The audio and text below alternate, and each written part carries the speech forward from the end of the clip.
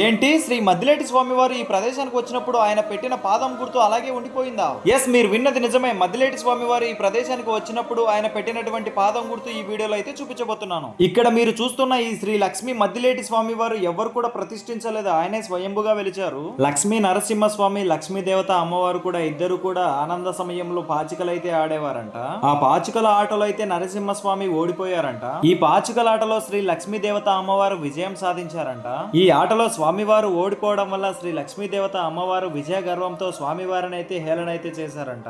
స్వామివారు ఆ అవమానం భరించలేక అప్పుడు స్వామివారు నేను ఒక మంచి పుణ్యక్షేత్రం చూసుకొని అక్కడ నేను స్వయంభుగా వెలిచి నా భక్తులకు కోరికలు తీర్చి నేను వరపాలుకడిగా నేను అక్కడ వెలసాలి అన్న సంకల్పంతో స్వామివారు ఈ ప్రదేశానికి వచ్చారంట. ఇలా స్వామివారి గురించి ఒక మాటలో చెప్పడం కష్టం కానివ్వండి, మన పబ్జి కుర్రాడు యూట్యూబ్ ఛానల్లో స్వామివారి గురించి అయితే ఫుల్ లెంత్ వీడియో అయితే పెట్టాను, చూసేయండి. ఇప్పుడు మనం చూస్తున్న ఈ ప్రదేశం అంతా కూడా మద్దిలేటి స్వామి దేవాలయం ఎదురుగా కొండపైన అయితే ఉంటుంది. ఇక్కడ స్వామి వారికి ప్రత్యేకంగా గండా దీపం అయితే వెలిగిస్తారు. ఇప్పుడు మీరు చూస్తున్న ఈ ప్రదేశమే సాక్షాత్తు ఆ మద్దిలేటి స్వామి వారు ఈ ప్రదేశానికి వచ్చినప్పుడు పెట్టినటువంటి పాదం.